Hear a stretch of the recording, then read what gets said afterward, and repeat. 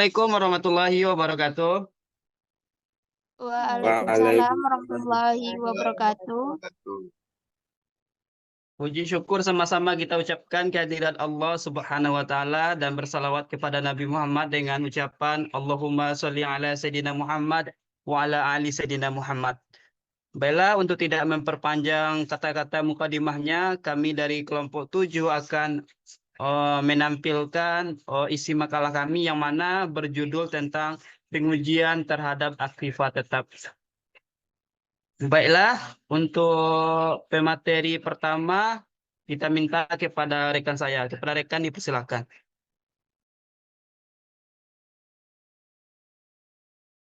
Yang pertama yaitu pengertian aset tetap. Pengertian aset tetap menurut Dewan Standar Akuntansi Keuangan atau SAK yang telah melakukan pengesahan penyesuaian terhadap PSAK 16 atas aset tetap memiliki pengertian yaitu dimiliki untuk digunakan dalam produksi atau penyediaan barang dan jasa untuk rentalkan kepada pihak lain atau untuk tujuan administratif.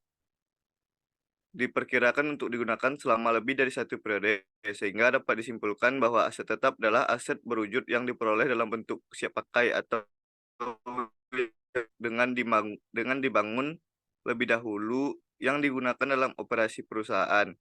Tidak dimaksudkan untuk dijual dalam kegiatan normal perusahaan dan mempunyai manfaat lebih dari 1 tahun. Aset tetap dibedakan menjadi 2 jenis, yaitu fixed tangible asset dan fixed intangible asset. Untuk pemateri selanjutnya kita minta kepada Saudari Soraya Deviga. Kepada Saudari Soraya, waktu dan tempat Baik, materi kedua yaitu perbedaan aktiva tetap dan aktiva lancar. Yang pertama yaitu kita lihat dari perbedaan karakteristiknya. Dalam aktiva tetap, saldonya besar namun transaksi yang terjadi sedikit. Sedangkan dalam aktiva lancar, saldonya tidak besar. Sedangkan dalam aktiva lancar, saldonya tidak sebesar aktiva tetap. Tetapi transaksinya sangat banyak. Yang kedua yaitu dalam aktiva tetap, kesalahan pisah batas pengaruhnya kecil terhadap laba rugi. Sedangkan kesalahan pisah batas pada aktiva lancar, pengaruhnya besar terhadap laba ruginya.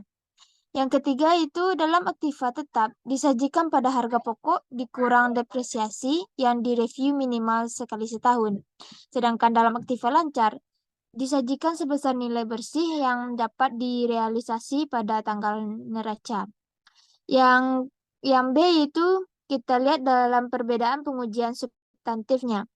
Yang pertama, karena frekuensi transaksi aktiva tetap sedikit, maka jumlah waktu untuk mengauditnya juga relatif lebih sedikit dibandingkan dengan aktiva lancar.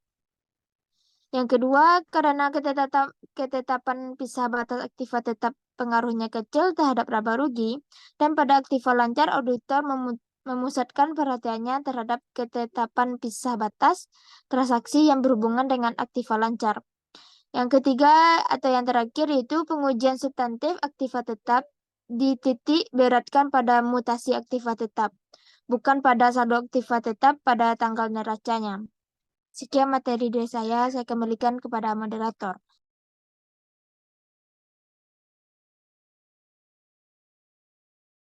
Terima kasih kepada Saudari Devega. Baiklah, untuk pemateri selanjutnya akan saya jelaskan sendiri. Materi selanjutnya ialah tujuan pemeriksaan terhadap aset tetap.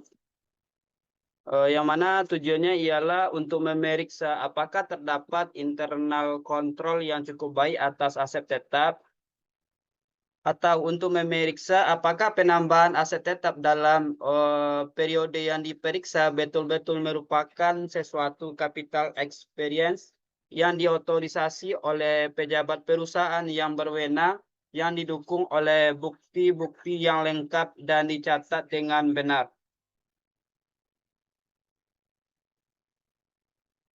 Dan untuk memeriksa apakah penarikan aset tetap sudah dicatat dengan benar di buku dan telah diotorisasi oleh pejabat yang berwenang.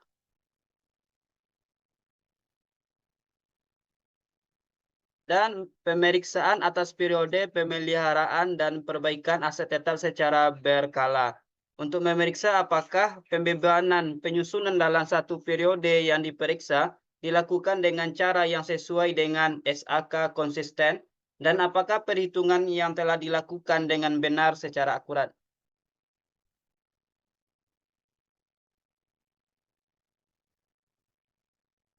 Dan untuk konstruksi dalam proses sebaiknya diperiksa apakah ada konstruksi bangunan dalam proses construction in progress yang harus ditransfer ke aset tetap.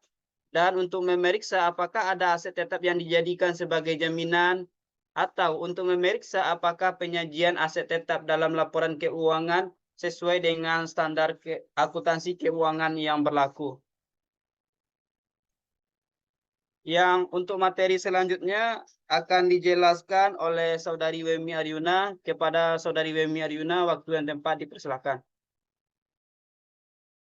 Baiklah, untuk materi selanjutnya yaitu tahapan pengujian aktiva tetap. Nah, tahapan pengujian aktiva tetap ini ada 5. Yang pertama yaitu identifikasi resiko. Risiko harus diidentifikasi dan dinilai sebelum pengujian aktiva tetap dilakukan.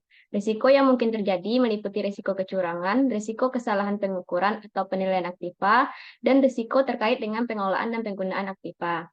Yang kedua yaitu evaluasi materialitas. Evaluasi materialitas harus dilakukan untuk menentukan apakah pengujian aktiva tetap akan memenuhi laporan keuangan secara material. Yang ketiga yaitu pemilihan metode. Pengujian metode yang sesuai harus dipilih berdasarkan risiko dan materialitas yang terkait. Metode ini dapat meliputi pemeriksaan fisik, pengujian substantif, dan pengujian dokumen. Yang keempat itu pengumpulan bukti. Bukti yang relevan harus dikumpulkan dan dinilai dengan hati-hati untuk menentukan apakah risiko terjadi dan apakah itu material atau tidak. Yang kelima itu evaluasi hasil. Pengujian hasil merupakan dinilai untuk menentukan apakah risiko tersebut material dan memerlukan tindakan yang lebih lanjut. Selanjutnya yaitu prosedur pemeriksaan aset tetap. Nah, prosedur audit atas aset tetap dapat dilakukan dengan beberapa cara. Yang pertama yaitu melakukan pemahaman dan evaluasi terhadap internal kontrol perusahaan atau aset tetap. Yang kedua, meminta kepada klien terkait laporan top schedule serta supporting schedule aset tetap yang berisi mengenai saldo awal, penambahan serta pengurangan aset, dan nilai saldo akhir harga perolehan maupun akumulasi penyusutan. Yang ketiga, melakukan pemeriksaan dengan voting atau cross-voting. Selanjutnya, melakukan pencocokan total dengan general ledger atau sub ledger.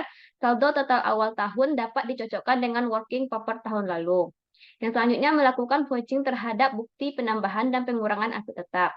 Dan selanjutnya melakukan pemeriksaan secara fisik aset tetap, apakah ada dan sesuai dengan nama dan penomoran aset yang berada pada fisik kendaraan dan list aktiva yang telah dibuat oleh klien.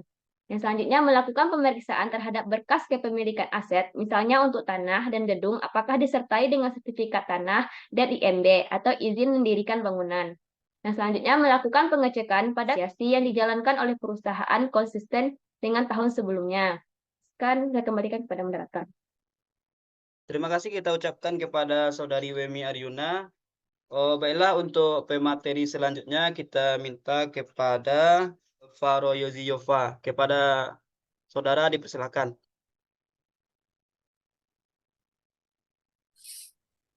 Baiklah, saya akan melanjutkan penjelasan tentang sebab prinsip akuntansi yang lazim dalam penyajian aktiva tetap. Yang pertama, dasar penilaian aktiva tetap harus dijelaskan dan dicantumkan dalam laporan catatan atas laporan keuangan. Selanjutnya, aktiva tetap yang digadaikan harus dijelaskan dalam laporan catatan atas laporan keuangan. Dan jumlah akumulasi depresiasi dan biaya depresiasi tahun berjalan harus ditunjukkan. Yang selanjutnya, metode yang digunakan dalam penghitungan depresiasi harus diungkapkan dalam laporan keuangan. Selanjutnya, aktiva tetap harus dipecah ke dalam golongan yang terpisah jika jumlahnya material. Yang terakhir, aktiva tetap yang telah habis didepresiasikan namun masih digunakan dalam operasional jika jumlahnya material harus dijelaskan. Selanjutnya adalah contoh kasus pengujian terhadap aktiva tetap. Contohnya adalah PT XYZ adalah perusahaan manufaktur yang bergerak dalam produksi peralatan elektronik. Pada tahun 2022, PT XYZ memiliki aktiva tetap senilai 25 miliar yang terdiri dari gedung, mesin-mesin, produksi, dan kendaraan operasional.